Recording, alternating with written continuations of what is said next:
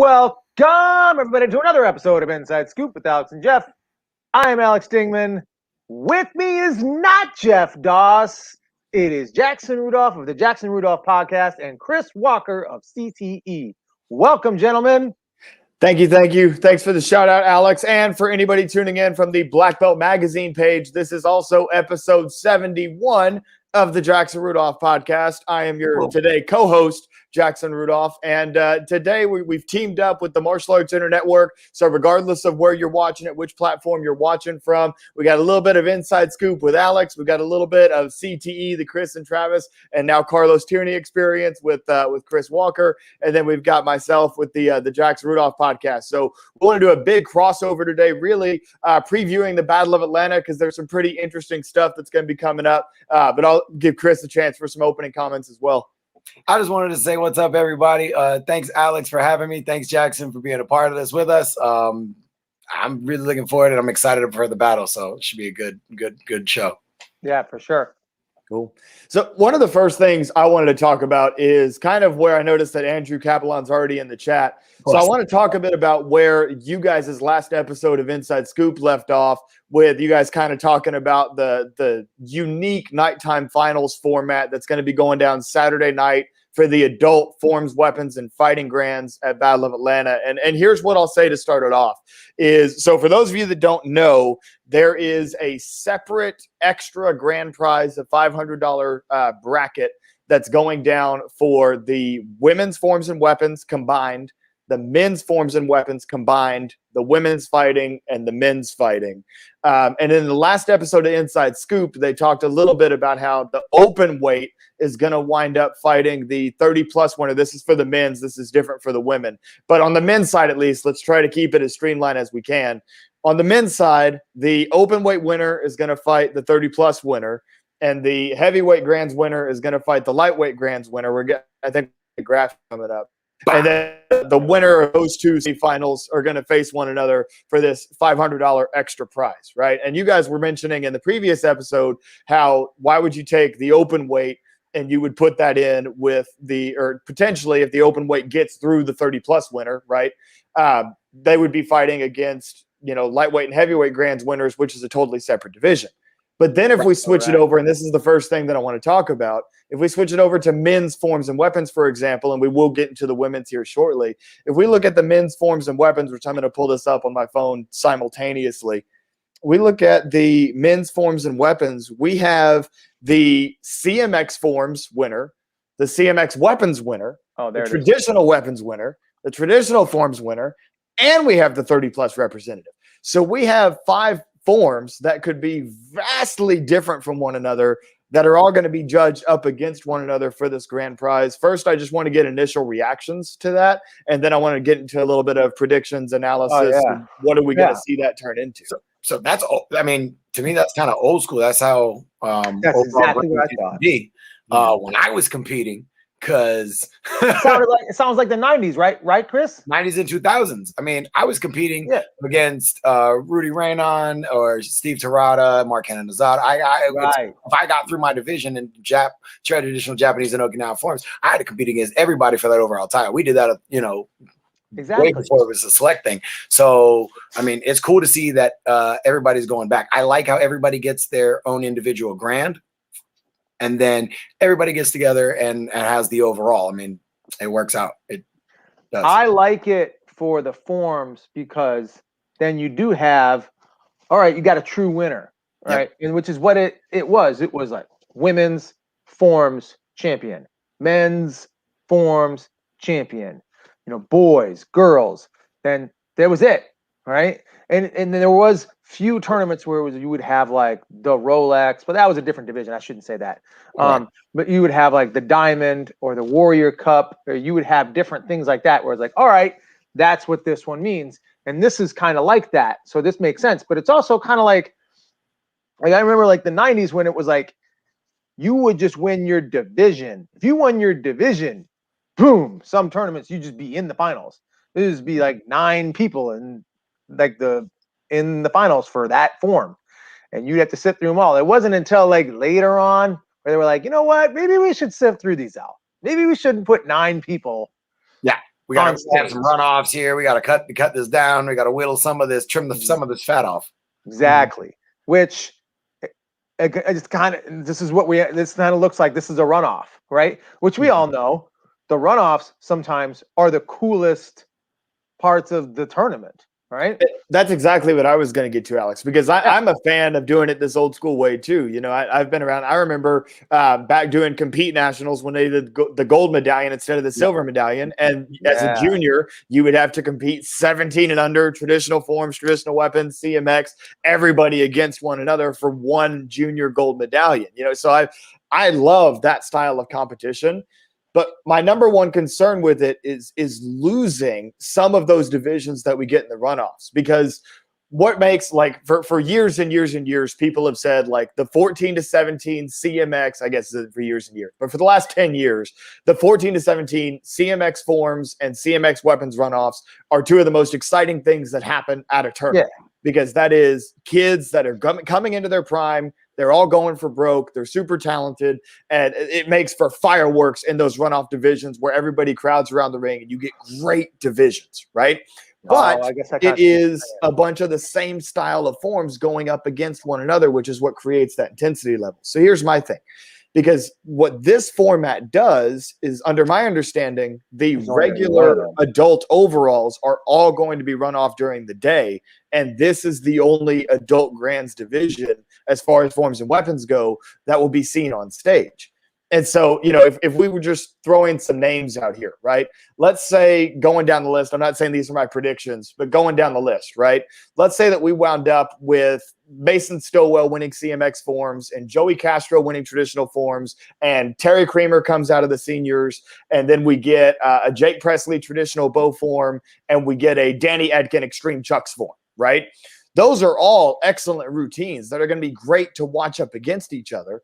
But at the same time, they're all so different. It's hard to have a comparison, especially as a spectator. If you're coming to the Battle of Atlanta to watch sport karate for the first time, maybe that's not necessarily going to add up. And you don't get to see what it took those competitors to get there. For Danny to get into that spot as the weapons overall grand representative, there was probably a great division that went down between his Chuck's form and Connor Chastain's comma form and Jake's CMX bow form, or Rashad's double bow or his commas or what have you. And we lose that by using this format. Don't get me wrong. I'm all for an extra division, the extra prize money. I think it's great that the Battle of Atlanta is doing that, but I think it's unfortunate that we lose some of those really competitive overall grands in the process. You know what? I didn't think of that. I didn't think of that. Now I don't know if I love it so much. What do you think, Chris? I'm trying to calculate in my head, because that'll give me 416, because they don't really do a lot of the 30 plus overalls in the nighttime, so they would just kind of bring them up for the final. But that would be like 16 more forms just for men's. Which, by the way, I'm not saying they need to take all those overalls. I understand what you're saying. Yeah. So by using the same logic, I'm not sure if I could pick which one of those divisions I would have the four representative for those overalls to do it. It's a really hard play to kind of balance that. So I think they're giving it a whirl with this, do it all during the daytime, early afternoon, whatever, 4 or 5 o'clock by the time we get all done or whatever. And then bringing the winner of the winners over to the nighttime. I think it's their way of balancing it, I guess, right now, instead of overloading on 16 to 20 forms. I don't know. Yeah. Mm-hmm. No, I totally understand that you don't want to overload the stage with a whole bunch of different forms. And Andrew brings up a good point. Andrew in the comments is saying you get the best in all caps competitors on stage, which I agree with, but it comes down to what matchups are more exciting and more interesting, right? Is it more interesting to watch 3 great CMX weapons forms against each other, or is it more exciting to watch 1 great CMX weapons form against a traditional bow form, another traditional form, and then a CMX form? The other thing that comes in is the judging. Throughout history, when there's been these overall best of the best grands, there's been a natural judging bias towards the weapon side, because weapons have the risk of dropping, right? And if you drop, you get disqualified. You could fall in an open form and not get disqualified. You're still going to get a score, right? Yeah. And so there's always been a slight judging bias when it is forms versus weapons in favor of the weapon, because they have to manipulate a weapon. If they drop, they're out automatically. Granted, if you fall, you're pretty much out automatically, but it's not the same punishment. You know what I mean? So there's a lot that goes into it. I'm not saying I don't like the way that Battle of Atlanta is doing it, because I do like the fact that it's different. I do like the fact that it's an attempt to get some of these competitors some extra prize money. And I think that the most difficult part of this issue will always be, at some point, whether it's the seniors, whether it's traditional competitors, whether it's the women, somebody has always gotten the short end of the stick, no matter what format you try, because exactly what you were saying, Chris, you can't have 16 to 20 different adult forms grands performances that are going on in a night show. It'll take way too long. And when you narrow that down, somebody is going to be getting the short end of the stick. So with that, I think the best format, kind of as we're verbalizing this, would be just do a real runoff and let them go. So if you end up with 3 CMX guys who are in the top 5, then they're the ones who should be in the top 5. If you don't end up with any of them who are better than the rest of them, then maybe none of them should be there. You see what I'm saying? But what's Andrew saying? There's also the CMX versus traditional bias. Well, he's got a good point with that one. I mean, there's outliers. There's guys like, all right, like there was a period where John Sue just was favored by everybody, right? It didn't matter what tournament it was, who the competitor was. There was plenty of times where I was like, I think Steve Trotta should have won that one, right? Or I think Marcel Jones should have won that one, but it wasn't. It was John for like 4 years. It was everything, right? So I think as we're kind of talking about this, I kind of think that would be the thing that would probably be the best scenario. The other thing is this is in Jackson, you just said something. You're like, I give it to the battle. They're trying something new. That's what we know the battle does. Whatever we know, the battle is going to do something new. It's going to be last minute, and they're going to tempt you into doing it, and you're going to go, should I do this? Should I do this? And the one thing here's what you should know. And this might, all right, whatever. It's going to sound bad. I don't care. All right. The battle is going to come out with this thing. They're going to put this prize money on it. They're going to put this thing on there. It's not for you. Sorry, really, really good competitor. It's not for you. It's a scam. You're not going to win it. All right. This is for Danny Etkin. This is for Connor Chastain. This is not for you. All right. Whoever else is thinking like, man, I won my division once before. It's a scam. It's not for you. All right. It's kind of like their mega super Viking warrior challenge. That was not for you. It doesn't matter how good you were. That was never designed for you to win that. Promise you. I had this conversation what was it called? What was that? Extreme Warrior Challenge. Extreme Warrior Challenge. It just shows you how great of a division that was. All right. So I was having this conversation with Hamid Ferruzzi, and that was kind of like a super fight. And he was very good. He performed very well in super fights. And I'm like, homie, you know the rule. That's not for you. It doesn't matter how good you fight. That thing's not for you. And he goes, but I could win this and I could win that. And I'm like, you know who this is for? This is not for you. This is for Trevor Nash. This is for Raymond Daniels. This is just a thing to get more people to want to do it. In the end, that's who's winning it. They're giving it to them. That's just what's going to happen. All right. It doesn't matter how well you do, what the rules end up to be. The rules are just give it to them. That's what it was. And as we go down the lines, as we look over the history, the battle will do something like that. But they'll even do stuff that's not even even competition. They had Chris. Remember the set match that Joey Greenhall had? Oh yeah, when he got the knockout. I watched that one. Awesomely entertaining. Manny fought Rafael, who fights in the UFC. That was a great. Do that. That's entertaining. Just do that. Do stuff like that. I'll watch that one all the time. The Atomics Challenge. The what challenge? Atomics. The Atomics Challenge. I was never a part of the Atomics Challenge. I know you weren't. You didn't watch it. You weren't a kid. You do karate as a kid. Were you around then? Yeah, I started in '92. Okay. But I don't think I paid attention that closely to the battle. I watched stuff because I had access. Yeah, because you're not from the South. I keep forgetting you're a Minnesota guy. Right. Yeah. I had access to tapes, and I watched tapes of a lot of stuff. I was actually pretty fortunate to be able to have access to those tapes. But that's the other thing is it's like, all right, Chris, we were just chatting about this. Yes. This is the 2005 Battle of Atlanta. This was a real thing. This actually happened. Jackson, keep this. Tournament's like over. Almost over. The finals are about to start. And Larry Carnahan gets on a microphone and goes, he's promised this is how it went down. And he says, anybody who wants to do a super fight and be in the finals, come meet me at the microphone. And a bunch of guys just kind of stood around and was like, did we just hear what we heard? Huh? If anybody wants to be in the finals and take part in a super fight, come meet me at the microphone. And 16 guys went up there, and Chris and I were in it, right? Yep. And we're like, so what's this cost? Nothing. Nothing. Don't worry about it. You can just fight. Don't worry about it. We're gonna give away $2,500. So there was a bunch of really good guys and Jason Borelli.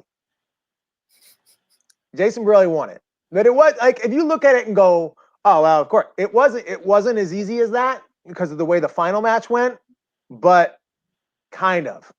So they were here's what I'll give it to them. They did a very good job kind of mixing it up. Like you didn't know who was going to win like your first round. It wasn't chalk, but it was pretty good and it was entertaining. But Chris, remember that's when the Ring Star came out for the first time. Oh, was the Ring Star. That was the launch. That actual finals. I think that's probably what it was. That's what it was. Oh, they were the ones putting up the money. That's what it was, Chris. They put up the money in 2009 when I did the PKA super fights, the heavyweight thing for them at the bout. Did you wear the Ring Star that night? I don't think so. I'll have to check the video. That's I said that's a clip from the opening of the CTE, me and Hamid fighting. And I don't remember what I had on. I'll have to look next time. But I 100%. I wore them twice, and then I never wore Ring Stars again. But I wanted to like those things, but no, I did not wear them, and that was the worst. That was the worst kind. They have leveled up, but these things were literal bricks on your feet at that point. And yeah, it was bad. So now, I had to have this dialogue to even figure that out and remember that. So that's what we know. Long story longer. That's what we know about what the battle does. They just do different weird things. Right. Which, by the way, I think that you mentioned set matches, right? And I know that that bracket that you did at Battle that year wasn't necessarily set matches, right? But at the end of the day, I think that set matches are some of the most exciting things that happen, right? There's been a number of epic U.S. Open forms weapons fights over the course of the years because they are inviting specific competitors to stage to make for the best divisions. They even did it, I think it was 2015, New England Open. Joe Greenhall did it. Joe Greenhall watched 14 to 17 weapons grands, decided that I don't even remember who won the weapons grands, but decided that like, hey, this division was great. I'm going to give I think we got paid. I think it was like $500. He was like, I'm going to give $500 to whoever wins. Y'all 6-7 people go up on stage. And he actually had us all line up on stage, and we had to stand on stage while each competitor was going. Oh yeah, I remember. And then we got scored at the end. It was a great division. It was a great division because you could see live everybody's reactions right then and there. One competitor came up at a time. We all did our forms. I was fortunate to wind up winning it. But those are some of the most exciting things that happen in our sport is when you say, hey, I want you, and you all in a division against each other. And I know that not every tournament can do that. But ultimately, if we want more events to be televised, if we want more and better pay-per-views like we get with Virtual Fight Tour, sponsor of Inside Scoop, I'll go ahead and make the little shout out for you guys. But anyway, like those are the types of things that helps make our sport more exciting. And so that's a good segue because there are going to be some set matches coming up Friday night when they do Friday night fights at Battle of Atlanta. I'm going to go ahead. I'll read down the card and then whatever you guys want to jump on, just go ahead and shout it out. But first thing that's going down is there's a junior girls team fight. I believe that's 3 fighters, 3 matches, normal team fighting setup. That's going to be a team coached by Charles Garrett against a team coached by Tony Hamsani. And then after that, we get to the pro point fights, which is going to be starts off with Angel Diaz and Jermon Wiggins. Then goes to Robbie Lavoie and John Mercado. And then you've got the other junior team fight, which I believe is all boys. I don't know who they are because they haven't announced that yet. But it's John Curatolo coaching a team and Kevin Walker coaching a team. And then the main event is the middleweight title unification bout with Ryan George and Christian Rivas, who won the last 2 pro points. Any of those stand out that you guys want to talk about, fire away, and we'll talk about them. I mean, a lot of them do. I'm really excited about the Angel and Jermon fight. Mm-hmm. So, listen, I'm guilty of this as well. Everybody forgets about Jermon, all right? Forgets how good Jermon is. Jermon is very good. Jermon is a very good kicker. I actually want to see Angel kick with Jermon, like as he's kicking. I'm really interested to see how that goes down, all right? I want to see how those legs tie up, what the angles are, how that really goes down. Because I'm laughing at Chris's face. I know, but I know. I understand what you're saying, Alex. As a kicking perspective, I want to see how the entanglements work and who makes the adjustment and which way it goes. But I don't. Why? I want to see. It's exciting and it's entertaining. I want to see who changes it up, who makes the adjustment, who cuts off the line and throws the hook, who shifts offside and shifts off and kicks. That's more what I want to see. But it's going to be in a pro point setup. So, right. I guess here's the only thing I don't want to see. And it's 2 rounds, right? Because this is going to be right. It should be. Yeah. So I don't feel we're going to have the leg fireworks that you're going to think. There might be a few exchanges where we're going to see that, but in this setup that they do, I just really don't see that. It's unless they've increased the ring size and made for the ability for more movement. But I'm not sure. Well, wait, is from Angel small? I mean, it's smaller than a square because it's a circle. So you cut off the corners. You're already cutting off the corners. But on top of that, though, right. On top of that, Angel, who's got the shorter legs and has less experience than is, right?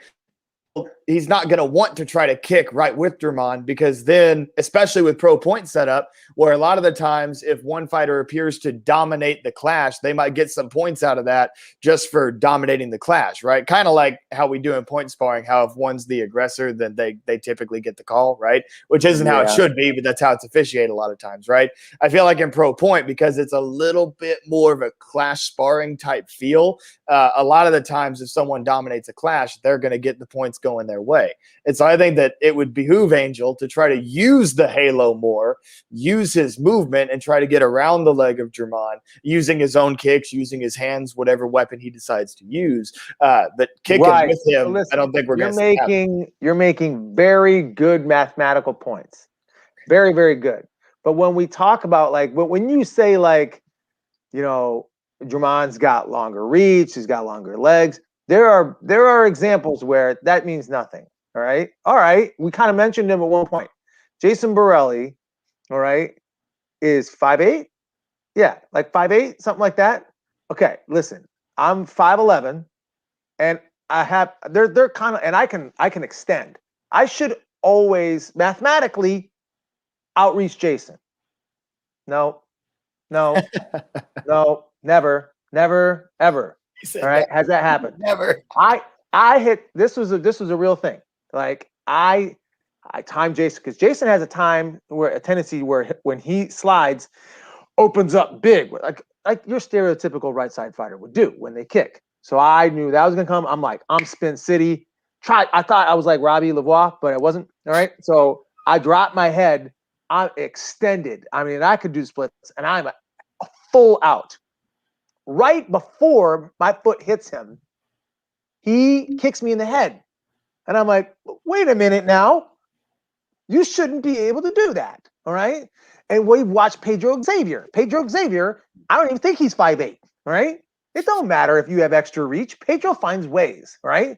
Well, Chris, you and Travis talked a lot about Enrique. I think that's one of the things I like about Enrique Latona is how he ain't that tall. I think he's 5'9", 5'9", but it just feels like he's right there. Like it never really it like his reach never really seems to be that much of an issue.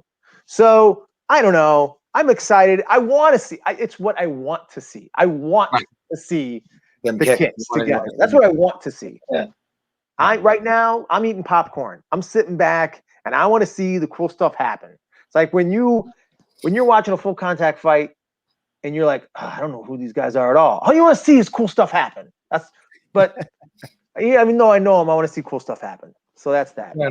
And speaking of cool stuff happening, I think we're pretty much guaranteed that in the next fight. We talk about reach not mattering. I've seen Robbie Lavoie kick Roman Brundle in the head before in a Quebec team fight with a spin kick. Exactly. Right, you know what I'm saying? And so Robbie's that next fight. Admittedly, I don't know much about John Mercado. I don't know if I've ever watched one of his fights. Do you guys have any background on him? Super lightweight from Team Legend.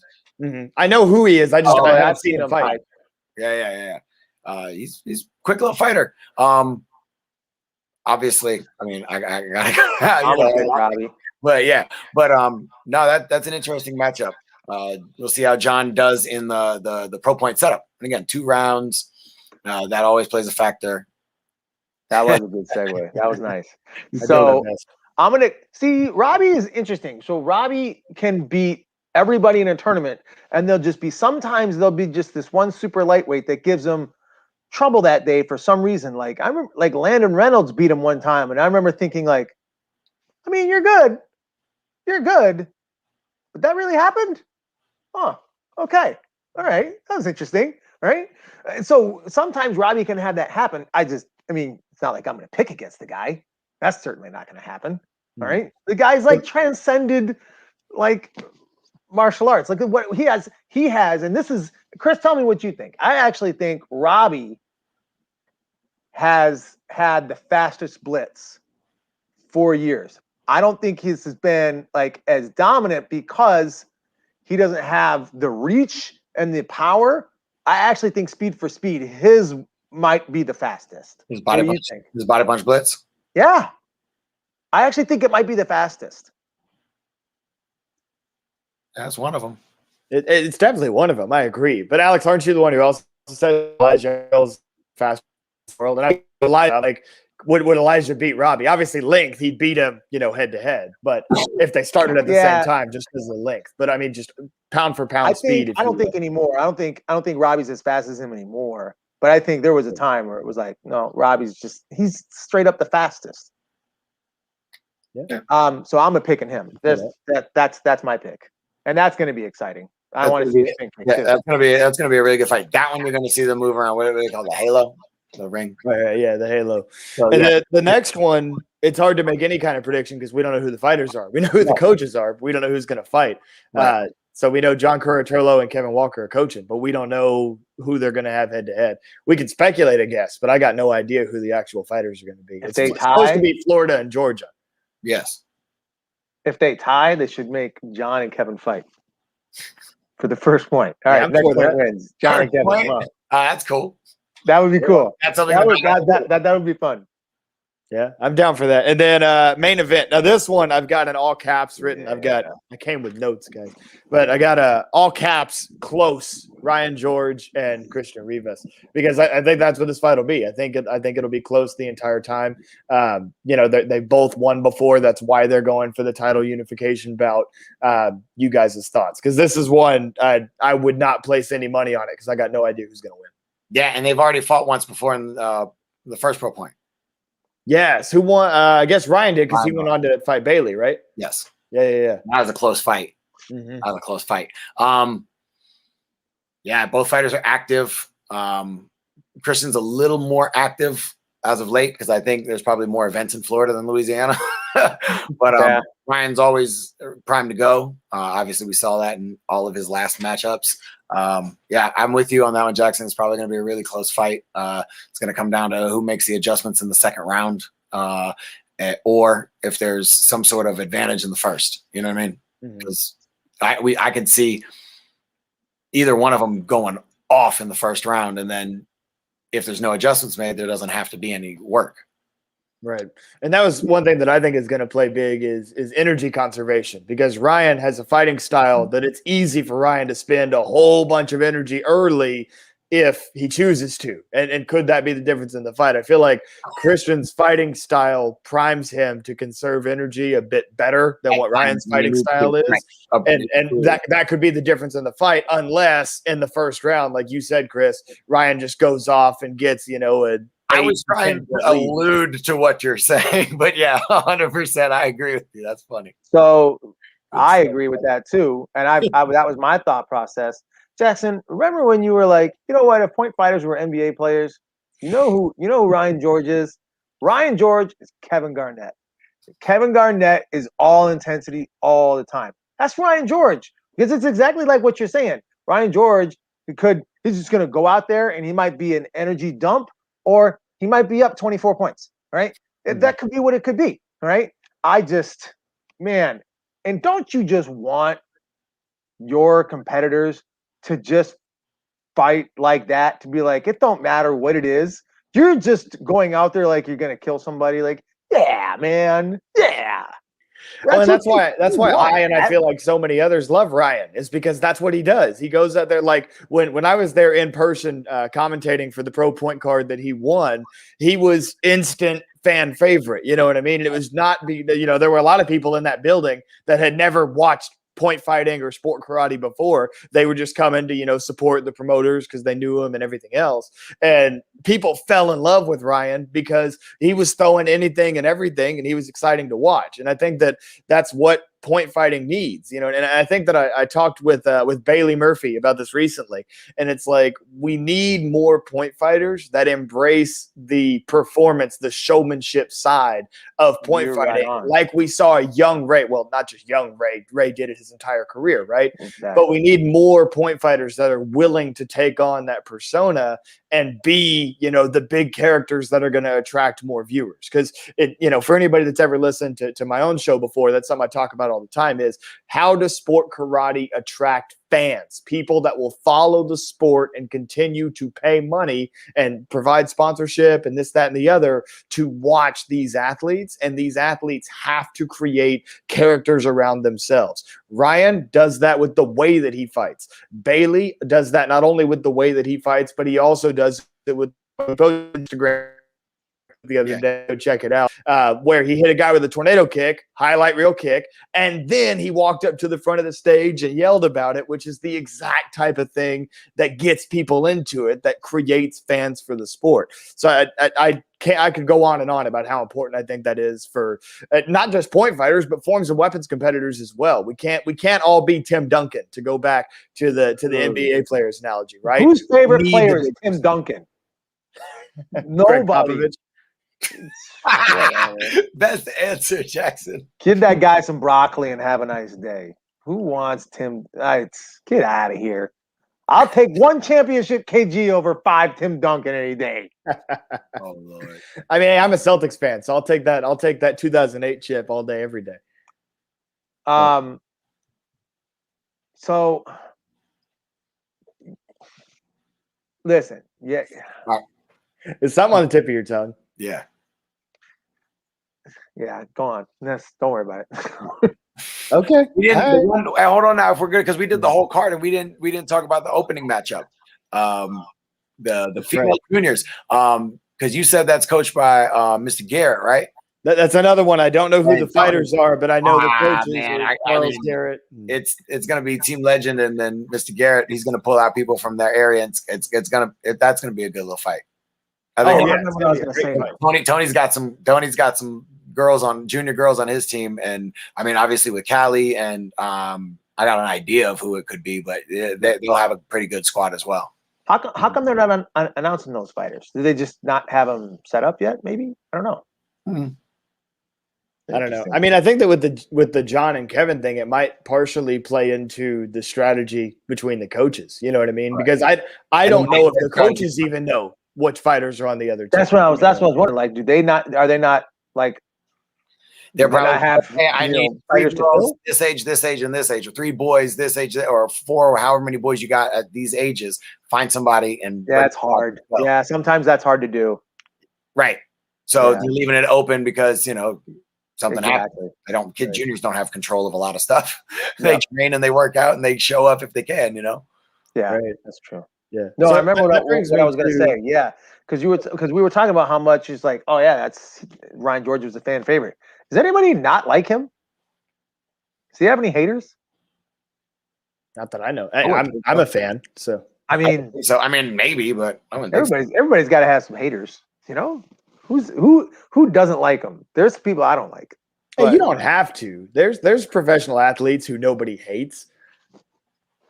Yeah, but they're not any good. That's not necessarily true. And now you're Of going course to it is. Nobody. I get somebody else to tip my tongue. That's exactly it. Like how about this? Have you ever met anybody that hates Derek Jeter? That's not a Red Sox fan. Red Sox fans don't count because they just hate all Yankees. But does anybody that's not a Red Sox fan hate Derek Jeter? I'm sure there's plenty of people that hate him.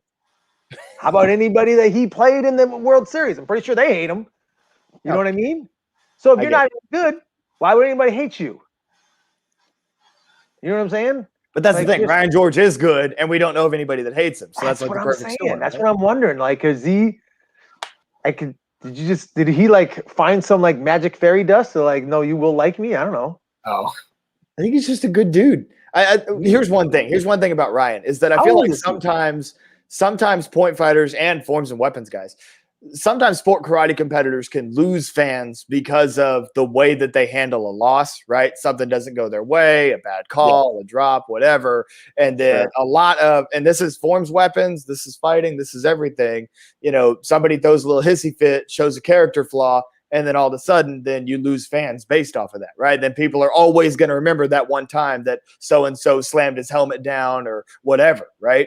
And Ryan is someone who's extremely level-headed. He's just a good dude. So win, lose, draw, whatever. I've never seen Ryan have any type of like overly emotional reaction to a win or a loss. You know what I'm saying? And I feel like that's what keeps him as a fan favorite because he hasn't had one of those like blemish temper tantrums, if you will, that a lot of times we see when a fighter gets some people that don't like him or her or a forms of weapons competitor. I don't even mind those though. You know what I mean? Like people who not everybody does. Not everybody does, but there's a large majority of people who will because you did. Yeah, that's a good point. And then you would have the haters. I guess that's true. That's where that builds from. Yeah. So we've talked a little bit about divisions. We didn't even know it was going to be fun. We have an idea, but we don't know. That's kind of the story going into a lot of the divisions at Battle of Atlanta in particular. First big NASCAR tournament back. We don't necessarily know who's going to be active in the adult division in forms, weapons, or fighting. We don't know in fighting. We don't know what juniors are going to have moved up to the adults or not yet because they always keep that a secret, right? And so that's one of the things I want to get into next is let's just go and let's make this kind of the last phase of the show here is division by division. Who are the names that we're looking out for? And we haven't talked enough about the women. So let's start with that. Let's go with what is the adult women forms and weapons. What is the women's grand setup like? Because you said it was different than the open weight men's, 30 men's, light and heavyweight men. Like, what is that? They're I have a question about, are they doing like the AKAs? Are they doing what happens if the open weight winner is also the heavyweight winner? They're picking number 2 from one or the other division. I want to put that on the shelf for a second because I've got a weird scenario that I want to talk about when we get to men's fighting. So let's put that on the shelf. If we let's start with women's forms and weapons. The women's forms and weapons setup is they do a 30+ runoff of the 30+ women's forms winner and the 30+ women's weapons winner. Right. They're going to do that runoff, and then they will go into the division for this extra grand. Right. Extra grand. One person for that, right? $2,000. Go ahead, Alex. There's only one person. Yes. So they take the 30+ forms, 30+ weapons. Are there one person left? Yep. All right, cool. Right. And then, so that winner, so the 30+ women's weapons and forms representative will compete against the NASCA 18+ women's forms overall grand champion because that's not split like the men's is. Men's is split into traditional CMX. Women's is not, which doesn't make any sense to me.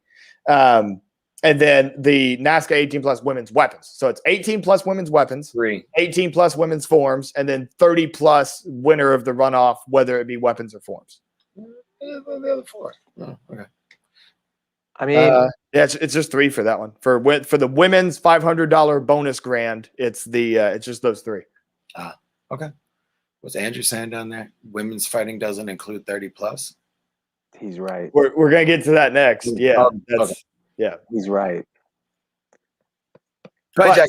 let's stay focused on forms and weapons for just a minute, right? Forms and weapons So first. for forms and There's 3 weapons, for the for 3 for Right. women's. All right. How's that different than the men's again, Jackson? There's 5 for the men's overalls. 5 for the men's because the men's overalls are split. There's a separate overall for the traditional and CMX in both forms and weapons for the men. Oh, And so they're that's robbing what the is not women their- again.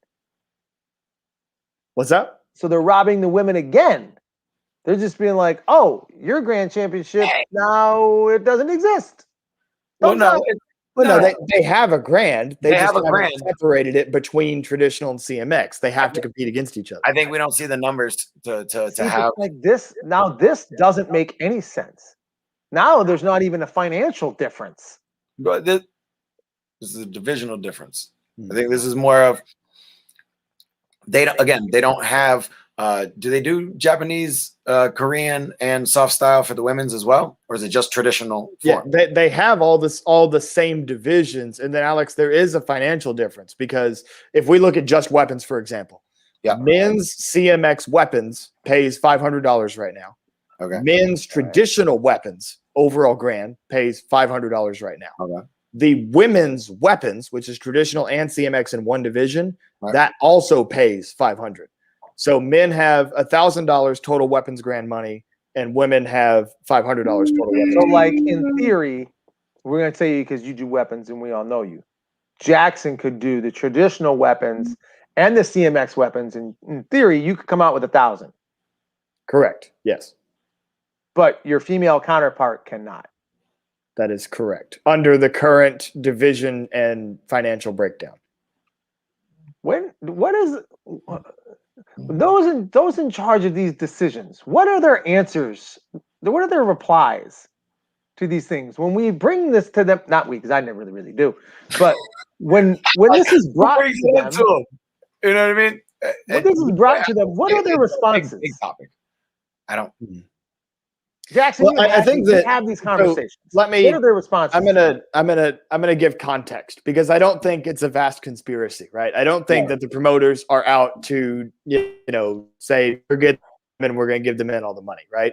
Where this comes from is several years ago when the decision was made to split the men's traditional and CMX grands for both forms and weapons, which I believe was initially done in just the men's division as a trial run, in part because there were so many competitors on the men's side relative to the women's side that they felt the need to do the split and award a separate grant, right? And so they did that, and then they realized, oh, well, now there's a totally different grant, and so they just gave the grand prize money. So pre-COVID, you could do, because it was like this pre-COVID. So with pre-COVID prize money, theoretically, it happened a couple times. If I won the CMX weapons grand and I won the traditional weapons grand, I made $2,000 that weekend because they were giving $1,000 for both the traditional and the CMX. And that's what I'm talking about. When I say like this stuff's not for you, this extra money is not for you. It is for the Jackson Rudolphs. That's who this is for. It's for like this extra prize is for like 5 people. They have the chance to get this. The rest of the people in the tournament, just get your popcorn. Sit down. So here was my point to the promoters' credit, right? My point to the promoters' credit was they made the decision to split traditional and CMX forms and weapons grant on the men's side in an attempt to make those divisions more fair so that you didn't have the CMX traditional bias always impacting who won the overall grant, right? Because as a competitor, I feel that a grand championship division should never come down to, oh, did you get a traditional panel or, oh, you got a CMX panel, right? It should come down to who was the best competitor, regardless of if their performance was CMX or traditional. But oftentimes, as a competitor, I can look at a panel that sits down and tells you they're going to lean more traditional tonight or they're going to lean more CMX tonight, just because you get individuals that prefer one or the other when they're of comparable skill level, right? And so I think that what the powers that be tried to do is make those divisions more fair. And when they did that, they realized after the fact, wait, there has to be prize money for this. And so then they just gave it the same thing and then realized after the fact, oh, wait, this means that now the women have less prize money, which is a problem. And then they didn't have the funds to increase the women's prize money because the attendance in the women's division wasn't the same as the men's. I'm not justifying it. I'm not defending it. I'm just saying that's how I think that it came to be. Does that make sense? I mean, yeah. No, I don't. My thing is, if they were going to split, when they split the men, why did they not think to split the women then too? Like, if you're going to split one, why would you not split Jackson? And to give some slight understanding to this, you're seeing the same three women. Anyway, yep. You're always seeing the same two or three for the last pre-COVID. For a little while, you always saw the same three women. Half the time, it was the same two. Yeah, there was many years where we just saw when one of the two of them didn't go to the tournament. So why am I going to create two separate grands for the same person or the same two people to have? Now on the side, you're having a very talented Korean and Japanese stylists, all CMX styles represented. We're ultra talented. So now you're having 6 representatives from all those individual divisions, because the same person didn't always win all the divisions. There's a gaggle of talent. So I think you're seeing the 3 women that always are there, 2 or 3, versus the 6 men that are there. Let's go ahead and split those 6 men up to 3, and still have the same 3. Right. Now, knowing what we know, like you said, in hindsight, there has to be some changes. Otherwise, now with everything out, you're kind of looking So what would you do, Chris? Would you split the women, or would you go back to combining the men? At this point, post-COVID, I would have split them. I would have split them, and I would have given them the opportunity and saw who showed up. Then I would have made an adjustment. I would have to, at benefit of the doubt, coming out of the pandemic, I would have given them the same, everything the exact same. Now, with that said, if I'm only seeing the same 3, I can then justify. I forgot about that. Whittling it down. Look, I'm giving 2 separate grands. So-and-so or so-and-so show up, and they win both of them every single time. Let's go down the let's just actually say who they were. Coming out now, you don't see that. There's a lot of young ladies stepping into the adult division who have a freaking ton of talent in their respective divisions. And all around. Right. So I want to transition this to kind of, because I think that we're about to see an era in which we do get some new names, right? Because Mackenzie and Sammy, regardless of how long either of them plan to continue competing, we know that both of them are closer to their end than they are to their beginning, of course, right? Yeah. And we have a very, very dominant junior female that is moving up into the adult division in Haley Glass, right? And so let's say that Mackenzie and Sammy aren't at Battle of Atlanta, which I don't think that they will be, right? Then I think that puts Haley Glass in a position to all of a sudden start winning the women's CMX overall grand as soon as she steps in. And there are others as well, right? If Noelle Jellison is there, Haley's teammate, Noelle has a chance to win that. And there's other contenders that have been successful in Pro Mac, everything else. Sarah Campbell from AKA is somebody that's got a really high level of difficulty bow form. If she's on, she could make some noise. And there's names that I'm forgetting, of course, as well, right? Yeah. So I think that we're about to see an opportunity, kind of like we saw when the Caitlin and Becca and Audrey era moved on, and then Sammy and Mackenzie became adults and became the new dominant females. I think we're about to see one of those shifts again when Sammy and Kenzie decide to hang it up. You know what I mean? Yep. And when they're not there, and that's kind of that's exactly what I was alluding to. But yeah. Yeah. So now you're right. So we might see a preview. And really, the only reason why we know that this is going to happen is because, like Jackson, when you and Sammy were on, I just asked her. I was like, "Listen, is anybody going to beat you, or are you just going to decide you're done?" And she offered up that if she wins a Warrior Cup, she's done the next day. Mm-hmm. So if I could have, when I asked her that question, I mean, I thought it was totally possible. She would say, give it up. No, I'm going to go for another 20 years. You know, who knows? People do that. So I didn't know she was going to say she was going to hang him up after that. Otherwise, I'd answer that question 10 minutes into the show. Right. Yeah, that was crazy when she said that. But I mean, it's the expectation for a lot of CMX competitors in the modern era, because trickers can only trick at that high of a level for so long before the next wave of trickers is already going to have overtaken them. You know what I'm saying? And so it's like once you get into your mid to late 20s, the knees start to go downhill, and then once your tricking is compromised, like in an extreme forms division right now, in the adult division, if you can't do a cork, your chances of winning go down significantly, right? And that's for women's and men's, right? Like, you need to be able to do certain skills in the CMX Forms Grand to be able to give yourself a chance. You know what I mean? And regardless of what skills you need to have, everybody thinks that they still need a flash kick and a skip front kick, pop front kick, but that's another story for another day. We'll go on. We'll have another show where we'll talk about what needs to stay, what needs to go. I actually think there should be like a 1-year ban on round-off flash kicks from corner to corner. Not on the move itself, but from corner to corner, it should be a 1-year ban. And let's just see what happens with that. Why not? You want to be interesting and creative? Let's just do that. A 1-year ban on that move. And then, then if you're going to get really interesting, let's go back to NBL 3-kick rule. Now, see, I didn't mind that rule. I loved that rule. I thought because there was a lot of creativity around that. And there were some people that were like, I don't care. I'm just going to go hook kick, ground kick, side kick, and then just do the rest of their form. I know people who did that. They stood in the corner, threw 1, 2, 3, bowed, walked in, bowed, and they did their intro and then did their.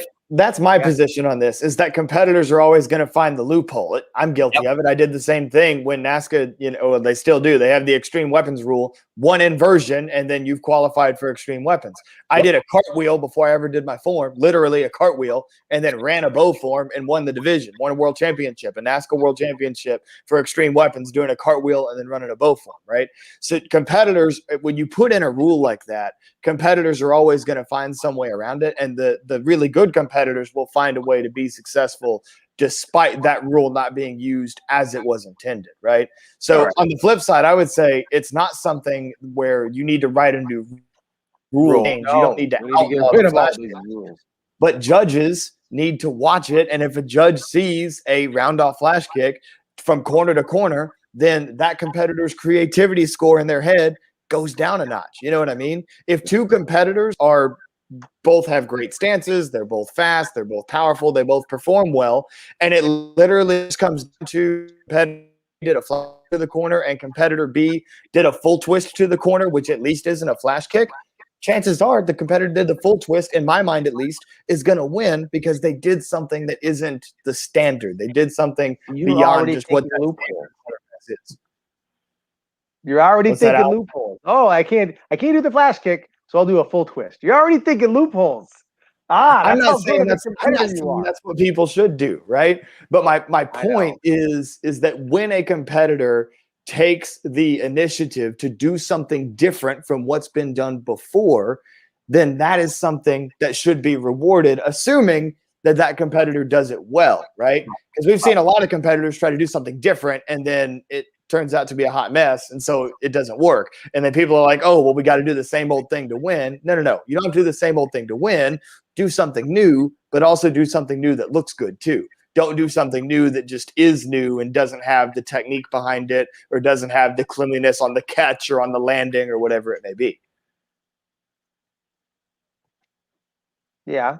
I agree. Because I think that's a slippery slope that competitors get into a lot. And I see it more and more in the juniors, where competitors will try to do new things just because they're different. And maybe they executed exactly the way they intended it to, but it just didn't look right. It just didn't look like a form move, right? So this might be something that surprises a lot of people. I have two different categories of weapons tricks that go into my head when I'm choreographing a routine, right?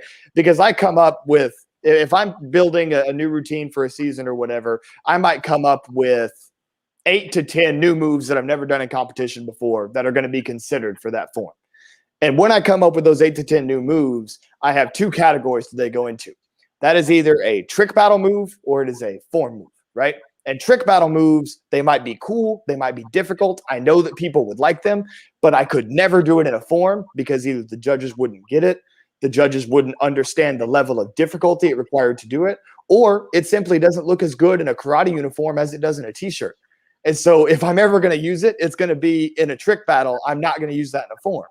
And then there's a small percentage of those tricks that I think of that I'm like, okay, now this, I could do this and hit a front stance. I could do this and go into a strike after it. I could do this, and not only would my peers respect it because they know the difficulty, but the difficulty would be obvious to the judges and the spectators as well. And that's the difference between a trick battle move and a form move. And there's a lot of competitors that just come up with something new and throw it in there because they just want to do something different, and they don't get the response that they want because they didn't think about how that move actually looks in a routine. You're welcome, insiders. Jackson's dropping knowledge. He basically just gave you a mini seminar right there. If you're listening to this and you didn't watch it, go back, watch him do this live, because that was pretty good. All right, well, you know what I was thinking of when you were saying that, though? I started thinking of all the people that say, the heck with that rule. I'm just going to do the trick battle moves anyway. Yeah. I like those.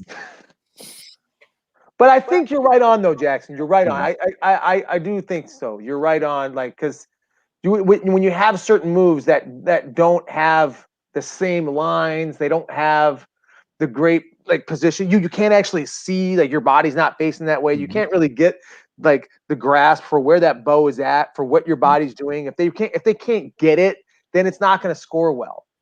You know, but the only people that are going to get it are those standing around the ring going, "Oh!" Those are the people that are going to get a move like that, right? Right. And like, you can't always, like, back if this was 2005, you gotta bring that hype back, though.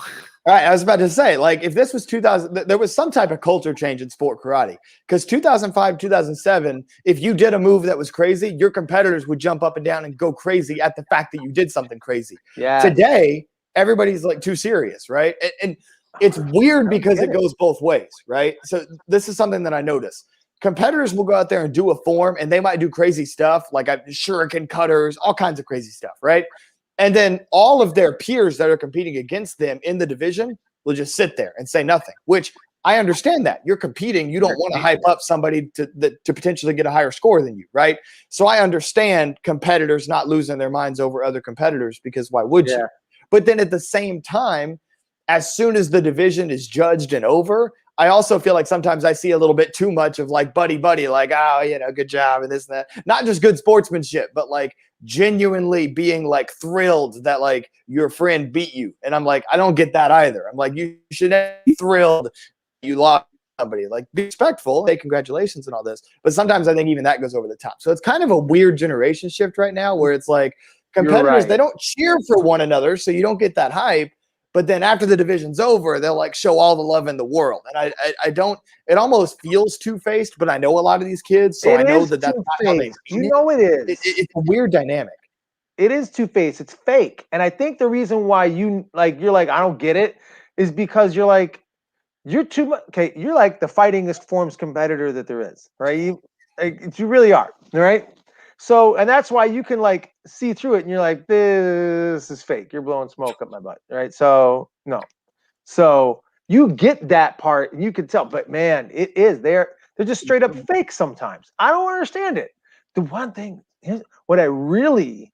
what drives me nuts even more than afterwards is like the pre-competition conversations when it's like everybody's nervous.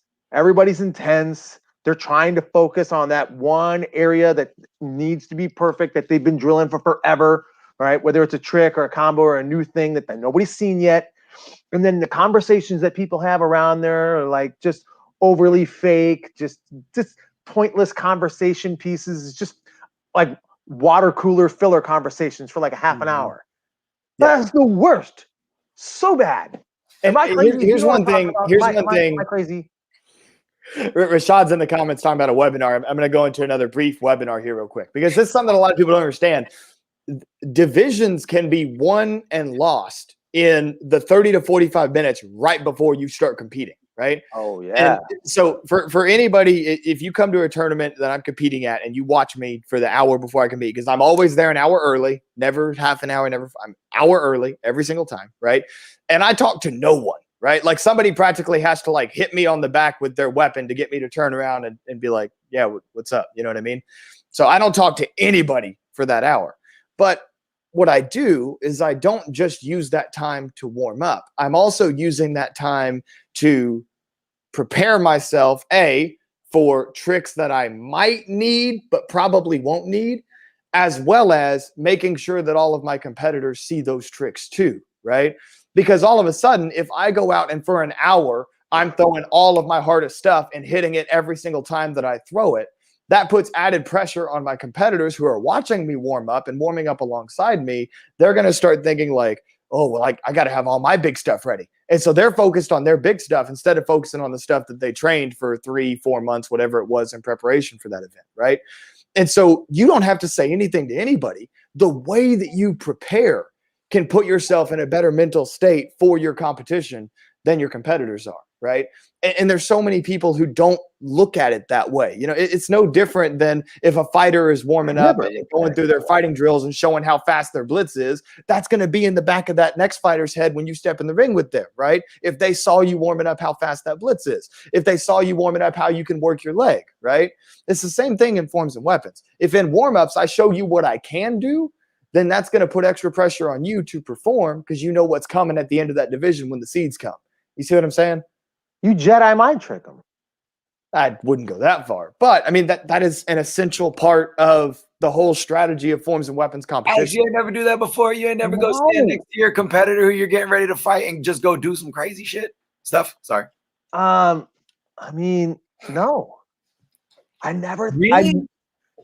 Oh man, I go over there and start flipping around and doing all kinds of dive bomb with a backflip or a Webster into a dive bomb or something. Man, I love knowing who I'm getting ready to fight and going over there. Unless it's somebody I've fought 25 times and then it's like, nah, whatever. We know each other.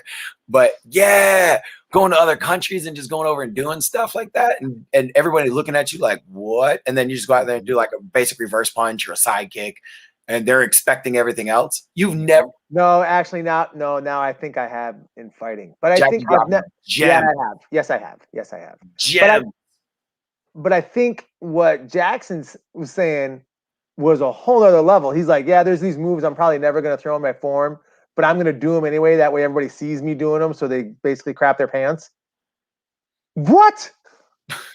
What? I mean, that's no different than what Chris is saying, though. Warming up stuff that you're not going to throw in the fight, and then you throw a basic reverse punch, and that's what you score with, right? It's no different. I never went there. That's and all these years of martial arts in my head never went there. Always mind games. Everything is a competition. Everything is a chess move. The way you move, who you talk to, if you talk to people. I had too much to focus on with my forms. Like I was, and I remember that happened to me. I remember that happening. So what I was going to say is that's the way. Right. Okay, I'll let you go. Tell your story, then I'll tell my story. Go ahead. Well, no, all right. So here's one. All right, this is like when I actually felt like, all right, I might have a shot. There was a few years where I felt like I could have a shot.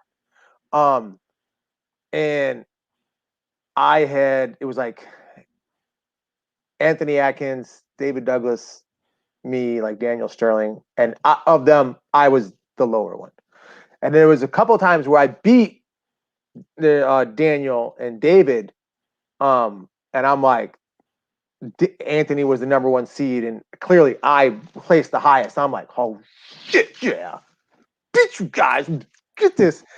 Well, what Anthony had done, Anthony did this. He was a showman. He was a performer. What he went and did is he went and talked. He didn't even pay attention. He didn't pay attention to my form. I'm doing my form. You're not even looking. You don't even care, right? He's talking to everybody around the ring. And when he told me, he goes, yo, when I say what, I want you to yell what as loud as you can. I lost. Before he even started his form, he went out there, yelled what, and like 30 people go, what? It was like, I couldn't even. So every move he'd do a double leg where his feet basically touch the ceiling and he'd land and go, what? You just stand there. And I'm like, you're just performing. Like, I freaking lost this thing. You got to be kidding me. By the end of the form, I'm going, what? I couldn't believe it. It's like, yeah. So I've had stuff like that happen to me, but right. no, And that I was was never just that smart. what I was going to say is, and it's different competitors do it different ways, right? So that's the way that I always did it because I've always been a quieter competitor. I'm not a very outspoken guy. You know what I mean? That's just how I go about my business, right? But other competitors do it different ways, right? Like I saw Rashad in the comments. The way that Rashad does it, right, is if you talk to Rashad before division, as I've done many, many times, he's a normal, fun-loving. He's funny. Like he's just a good, chill dude. You know what I mean? Yeah, And then cool what he's very good at, and his part of the mind games is he flips a switch, right? So if you had never met Rashad before, you never seen Rashad, and you just talked to him before the division, you wouldn't be concerned. You'd be like, oh, yeah, he's a cool guy, whatever. And then he'll do his first ki, and he'll turn into like a demon or whatever, right? And then all of a sudden you realize like this dude, he didn't come to play. You know what I'm saying? And so that's just another element of it, right? For some people, it's acting like just normal, calm, cool, collected guy and then flipping a switch, right? So a lot of I won't say any names, but there's other competitors who did it verbally, right? There's other competitors who would try to say little things like, "Oh, you sure that's for me?" Or, play it. You know what I'm saying? Exactly, right? And so it's what's that? He's trying to tell you to say names. That's Alex. I'm not going there, but those are, and the competitors who are the best of the best, we see through each other's stuff. You know what I'm saying? So like at some point, it's like if it's me and the number 2 guy and the number 3 guy and the number 4 guy, we're not going to be playing many mind games with each other because we all kind of know how it goes outside of if it is a major, if it is a Warrior Cup, a US Open, a Diamonds, then not knowing who's going to throw what and warming up stuff intentionally that you're not going to throw. Everybody does that. Like that's just part of it when you're at that level, right? And the chess match is figuring out who's going to throw what in what situations, right? I'm telling you, stop telling his secrets. But anyway, all love. But anyway, so last thing that I wanted to get to, because I know we're starting to run a little bit long here, but this is something really interesting that came up in y'all's previous episode of Inside Scoop, and that's talking about the men's fighting final bracket. I know we've jumped all over these brackets today, but I wanted to get to this because I find this fascinating, right? So there's another part of this that you guys haven't thought about yet, or maybe you have, but you just didn't say it on air, right? So 30 plus men's fighting winner, open weight, heavyweight, lightweight, right? So you've talked about the situation where, well, if the heavyweight winner is the open weight winner or vice versa, the lightweight is the open weight winner, then they take the runner up, right? Which is that fair? Is that not? You could debate that all day long, right? But here's the other thing, right? So I'm just pulling names out of a hat. Let's say that Avery Plowden wins heavyweight, and let's say that Bailey Murphy wins lightweight. Right. What happens if they're 1 and 2 in the open weight? Because they very well could be 1 and 2 in the open weight. Yep. So then who do you put in that spot? Do you just give a bye or? Well, so here's what I've heard. I've heard that 2 of the things that you could try is you could do a runoff between the 3rd and 4th place fighter, or it wouldn't be 3rd and 4th, but the 2 losers of the open weight semis, you could run them off, or you could take the 2nd place heavyweight and the 2nd place lightweight, and you could have them run off for that last spot. What would you do in that situation? I would be pissed if I were a spectator or either in that scenario, Bailey or Avery. Because you can be like, let me see if I get this straight. You didn't win your division. You didn't win the open weight. Now, all of a sudden, it's like not double elimination, like quadruple elimination. Like, what is this? Like, you didn't win anything. Now you're the overall champion. Like, that would happen. What happens is they're not going to give somebody a bye. In a 4-man bracket, they're not going to give somebody a bye. So what is honestly the fairest thing to do? So you have to do something. I understand what you're saying, Alex. You're getting, a loser to get to the finals who can be the overall winner. Right. Third, you got 2nd place. At this scenario, if you go with the 2nd scenario that Jackson was saying, you take the runner-up of the heavyweight and the runner-up of the lightweight, and have the 2 of them fight off, and the winner of that gets that last spot. You technically have winners of the divisions. You just have people who aren't at this case scenario, Bailey or Avery. So who did Bailey beat in the lightweights, and who did Avery beat in the heavyweights, and let those 2 battle it out and give them a spot. Drew, don't get me started on 40 and over competitors. I didn't think we were going there today, and if we did, it's probably going to be a longer part of the story. Yeah, But we will get there, Drew. Just not today. Yeah. Which, by the way, that is a big take-home message from my perspective, because I've had, whether it's about the black belt rankings or everything that's been going on as far as tournaments go in between. I just want senior competitors to know you guys' voices are heard, right? And I hope that promoters and everything are listening to the seniors and trying to make more accommodations for them, because they are a very important part of what we do. And so I'm somebody that is a big advocate for more senior inclusion in everything. You know what I mean? So yeah. But even with that, Jackson, did you see that one? What if the third place in the open weight winner is the 30+ winner? Say it could be a Willie. Mm-hmm. Yeah. Or Jason. So now with Willie, let's say it's Willie. Willie is the 30+ winner, and he lost to Bailey.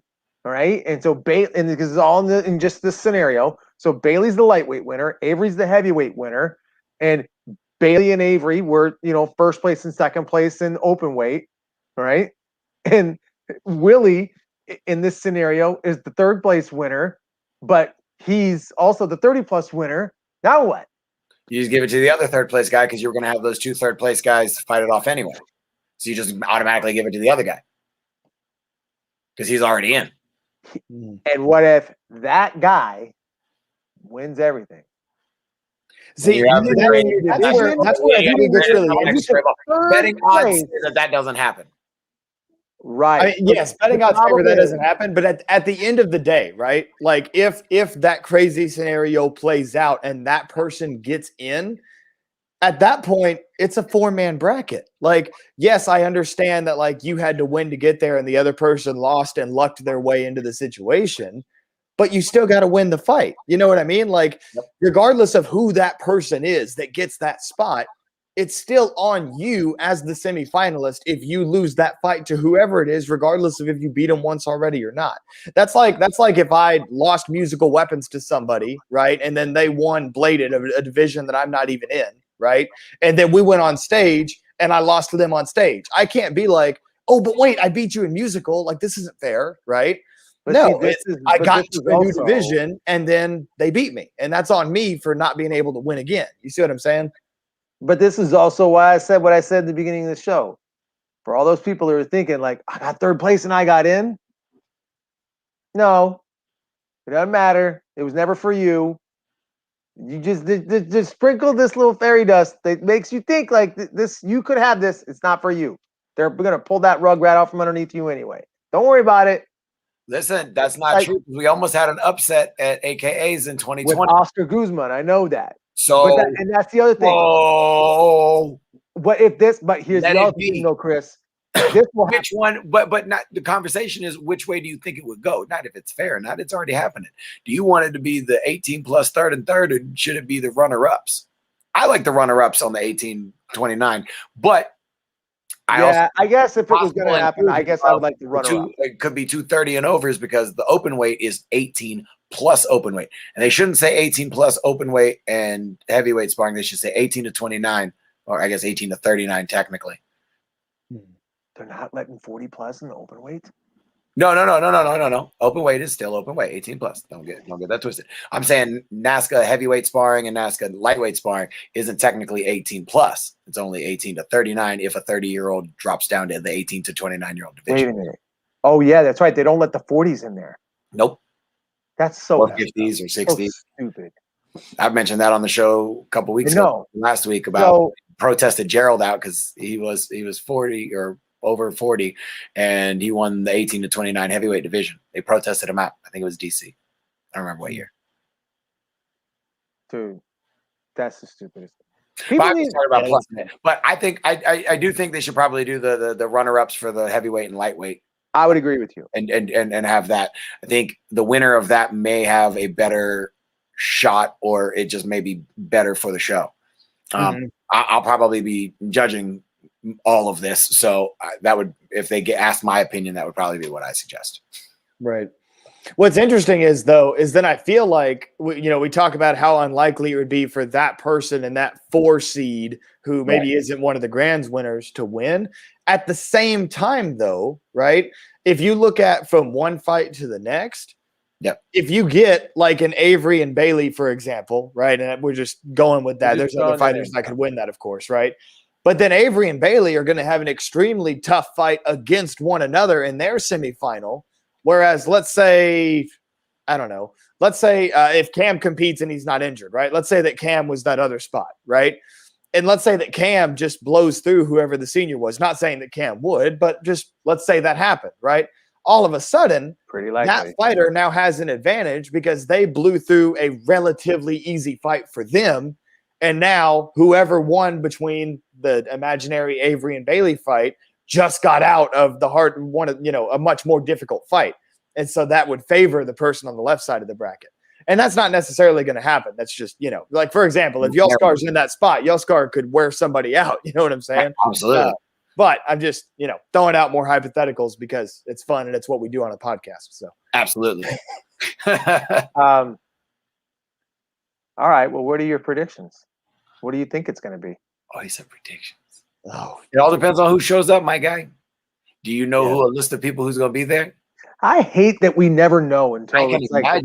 But that's the difference. That's what Jackson was talking about. But the difference when you have set fights, we know Ryan's going to be there. We know Christian's going to be there. We know Robbie's going to be there. We know John's going to be there. You know what I mean? We know Angel and Jermond are going to be there. Do you know? How about this, Chris? Do you know if Jack is going to be there? Huh? Do you know if Jack Felton is going to be there? I don't. And he's coming off an injury too, right? He had something going on. Yeah, a little something. A little something, right? Yeah. And that's the other thing. Like, there's several marquee fighters, like Cam, for example. Cam, like, that's a good point too. Me personally, and people that know me know this, I love both Avery and Cam, not just as fighters, but as people. And literally, when Cam is healthy, because I know he had the back thing that happened at North Georgia Open, right? If Cam's 100% healthy and Avery's 100% healthy, I have no idea. Like, there is no amount of money you could give me that would make me pick one because I can't. Like, because of my personal relationships with both of them and how much I love both of those dudes, but also because from a point fighting perspective, I have no idea who would win that fight. It's a great fight. Agreed. 100%. Yeah. Win 2 of these divisions, they have a choice of what slot they fight in. Yes, I would imagine if it's 18 plus lighter heavyweight and open weight, I believe they get to pick which one they want. Ooh, that's interesting too. The way, I didn't realize that. I think that's the way they do it at AKAs, at least. So if they're going off the same model, you get to pick which one you'd rather choose because you get to see who's the fighter. Yeah, because I mean, you're the one who won both. You're the one who should have the control and the power. Yeah, that's an earned advantage in my eyes. I agree. Yeah, exactly. That's like if you like old school. If you when we threw everybody's name in a hat for forms and weapons, and you won 2 divisions, you got 2 draws. You got 2 cards. Mm-hmm. Yeah, you got 2 pulls, and you get to pick whichever the better of the 2 is. Exactly. Right. Same thing. Same scenario. Yeah. I think that's fair. They've earned that. You won 2. Right. All right. I agree with that. I guess last thing, just to make sure that it gets represented, because I know we said that we were going to mention it, and then I don't remember that we did specifically. For the women's, because I think I saw some comments about it. For the women's fighting, the seniors are not represented in that Grands Challenge at the end. For that, it is just the 18-plus women's sparring Grands winner against the women's open weight winner, which looks like they have KickFit is sponsoring $1,000 for the women's open weight. So it's just open weight versus the Grands winner, and that is that bonus round. Is it at least 18 plus open weight? It says 18 plus. Yeah. Open weights. I think open weights are open for everybody and always have been. Okay, good. There's like super fights were always you could be any age and do super fight. So I think that's always been something that's been all age inclusive. Mm-hmm. Well, what happens if it's the same girl? Mm-hmm. So let's say then we get the runner up, and so we just basically see the same match we may have seen twice already for the open weight. You know what I mean? Like, because if potentially. All right, so let's say like the NASCA women's 18 plus sparring champion. Let's say that's Morgan. All right, let's say the 18 plus open weight. Let's say that's Also Morgan. So who came in I second? know, but let's just say she didn't win it. All right. Okay. Let's say it's like Kayla Mejia. All right. Okay. All right. But you could have, let's say Regina Spivey. All right. She can't even participate. She only in the open weight. If she wins open weight, As if she would have to win her way there through the open weight. So she's at a disadvantage, but it's not Right. that she doesn't have a chance to be in it at all. You know what I mean? right? But both of those two they not only have an opportunity to be in it, they have an opportunity to be in it 2 different times. Yes. Mm-hmm. So they're de-incentivizing. See, this is the problem, is they're de-incentivizing competition. They're de-incentivizing participation. So they're saying, if you can participate, but we're not going to allow you to be a part of this big thing, well, then why do I want to do that? You're de-incentivizing me to want to do that. Well, I mean, I think for the women's division, they only have one because they have 4 divisions, so you only have 1 overall grand. I mean, you have 2 overall grands, so then you can't have 3 division. You can't have a battle of 3, so you have to include somebody. Right. Women and in don't that have situation, it would be the seniors, right now. right? What? Yeah. In that situation, it would be the seniors. Right. I don't understand why it's not a 30 plus grands, 30, 40, and 50, and let those 3 battle it out and let that happen. Because I mean, that would make sense. But whatever. That's again. I think at the end of the day, though, on the promoter side, let's see what Andrew's saying real quick. That's so wrong. Yeah, he's saying it should be included. That doesn't make sense. I agree. The bottom line is, and I think that everybody on this episode right now can agree, the goal is to get equality amongst all of this, right? Yes. It's just a logistical nightmare when you include prize money and everything else that goes into it. Not saying that because it's a logistical nightmare, it can't be solved, because it should be and needs to be solved. It's just a matter of doing stuff like this to get people to see it and understand that, like, hey, there is a need for this to be fixed, right?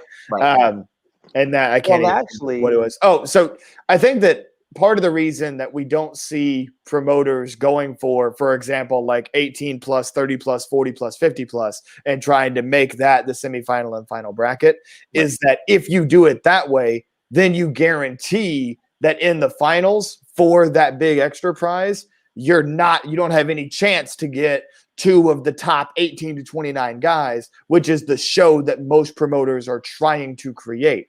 And I think that the fact that that is the show they're trying to create is what naturally creates that disadvantage. It's not that the promoters are trying to give seniors the short end of the stick. It's that I feel like in these night shows, the organizers are trying to get it to where let's give people an Avery Cam, an Avery Bailey, a Cam Bailey, a Bailey Enrique, insert this world-class fighter versus this world-class fighter, right?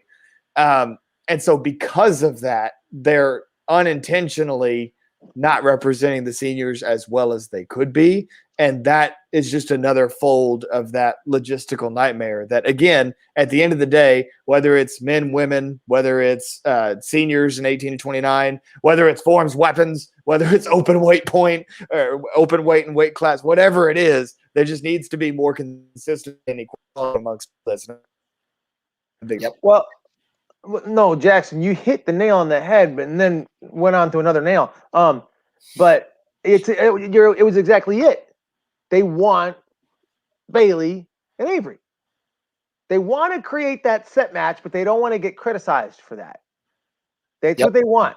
They want to make set matches, but they got to keep it the way we've always done it. Exactly. So they try we know what we want, but we got to kind of get it there. By the way, Andrew's exactly right. That was a fantastic fight. Yes, that was a great fight. And I think what you were talking about earlier, Alex, about the battle, just throwing stuff together. I think you can see that from them because they will go and they will watch the 30 plus light versus heavyweight and see who they are.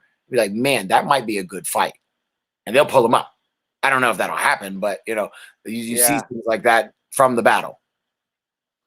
Well, and part of me likes that, like kind of what you were talking about, Jackson, how Joe Greenhow went, you guys are the bomb. All right, I want you guys up. You guys are on stage. I'm giving you guys $500. Whoever wins this, because you guys are that good. You would certainly get the best that of any of those guys would have ever performed. You're going to get the best. Well, see, we get the same kind of thing here in this. So if it was broadcasted like this, like we're going to pick 4 guys throughout the tournament. We're going to be watching every single fight, and the best 4 fighters, the most exciting 4 fighters. You may not win, but the most exciting 4 fighters that we see, we're going to handpick you to be a part of this thing. That could be interesting. I don't know how that would go, right? Well, but that could be interesting. Here's my take-home message on set matches is that as a competitor, and for anybody watching this, if you are truly a competitor, you know this. You want more than anything else. If a promoter or the powers that be come to you and say, we want to see you versus this person, and this person. We want to see who comes out on top. Every competitor will want to be a part of that. And I know that because it's happened at US Open for years and years and years. And a lot of people don't realize that our overall grands for the prize money at US Open happens during the day for forms and weapons. I don't know how it works for fighting, but for forms and weapons, that the money, the points, all the things that we normally care about at a tournament are done when we go up on stage Saturday night. Saturday night is 100% because the promoter said, we want to see you and you and you and you, and let's see who wins on TV. And we love that as competitors. Yep. Would I love to get paid for that? Sure, absolutely. I'd love to get a check if I win that, right? But at the end of the day, the reason that for years and years and years, competitors continue to go on US Open stage and go for it, even if they've already won their money, is because I want that challenge of we want to see you, you, and you. Let's see who wins on stage. And I think that you will get the best divisions possible in night shows if we see more set matches, right? Still include some of the overall grands, but let's just try this. Like, what if the NASCA board got together and said, hey, every tournament, you get to pick 1 forms showdown and 2 set point fighting matches. And pick your set matches and put that at the end of your show and see if it keeps people around to stay in the building for the hour and a half or the 2-hour show, right? Because I think that a lot of competitors will be willing to do that. I'd be willing to do that. Yeah. 100%. I agree. I think that would be exciting. Anyway, so I think that with that, we should probably bring this show to an end. Number 1 takeaway, or I guess number 1 and number 2 takeaway. Number 1 is that there needs to be more consistency and more equality across every competitor represented in these divisions, because everybody, I think it was Sammy that I heard say this. Everybody is training at the same level. Everybody is training to be the best. So reward every competitor that wants to be the best at what it is that they do. And then number 2 takeaway is that regardless of who shows up, Battle of Atlanta is going to be extremely exciting. NASCA is back. The premier sport karate circuit in America is back with the best competitors. And I can't wait to see what happens there. Closing thoughts from you guys? Man, battle's going to be fun. I can't wait. I absolutely can't wait. They got the Thursday, the Pro Max stuff, the championships. They got Friday, the battle fights, Friday night fights, Saturday, man, Sunday. It's going to be good. There's stuff happening on Sunday?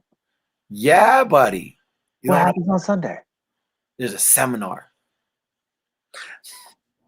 Thank you, Chris. Thank you for the plug. By the way, anybody interested, there is a Competitive Edge seminar. Myself, Reed Presley, Cole Presley. We're going to be teaching a Competitive Edge camp on Sunday. I believe it's 9 a.m. to 1 p.m. Yeah, head on over to mattaction.com and get registered for the Competitive Edge camp with your Battle of Atlanta divisions. Thank you very much for the segue, Chris. I appreciate that, and hope that we see everybody at the Competitive Edge camp. With that, I know that everybody's going to get my takeaway. I'm going to tell you what my takeaway from this whole thing is. My takeaway is that Jackson Jedi mind tricks people. He never thought to do that. That's the best part. I never thought about that. That's my biggest takeaway. That Alex was like, you psych people out. You do stuff to make the other people think different stuff. In it. That's a daggone miracle. I literally never put that together. Never did. Never. Oh, no. All right. With that, we got to wrap this show up. Even though it's fantastically entertaining. This has been great. If you're not watching this, if you're listening to this, go back watch this because it's even more entertaining. If you're just shut your Netflix off. Just go back and watch this. This has been another episode of Inside Scoop with Alex and Jeff. I am Alex Dingman. Not Jeff Doss is here. We got Jackson. We got Chris. See you guys. And episode 71 of the Jackson Rudolph podcast, Blackbelt Magazine audience. I will see you guys next time.